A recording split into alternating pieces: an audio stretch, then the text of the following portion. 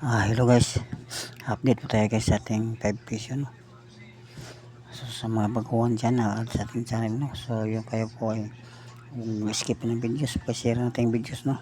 Para tayo ay lalago mga kabarya. So update natin na mga kabarya sa ating 5 piso. So ito po ang binibili na sa mga kolektor, no?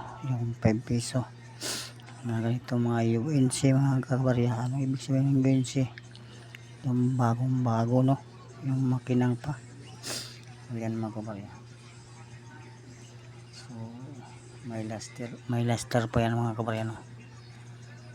So yan. So magkano naman yung bilihan sa mga kolektor yan?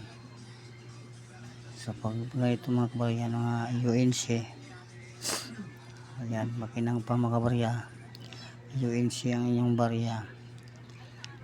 So 20 pesos po ang isa mga kabarya sa mga UNC, no?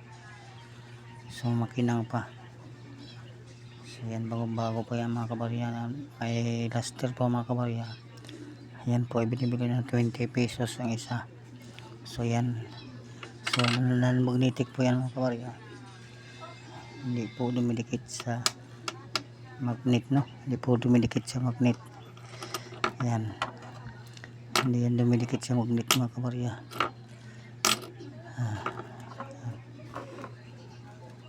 Yan, hindi dumidikit. So pag mayroon kang ganyan, itabi nyo mga kabarya.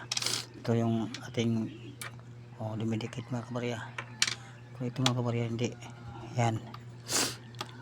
So yan po ay bibili 20 pesos sa kolektor. Yan o. Non-magnetic po yan. Yan ang ating update ngayon. Makahawak yan mga kabarya.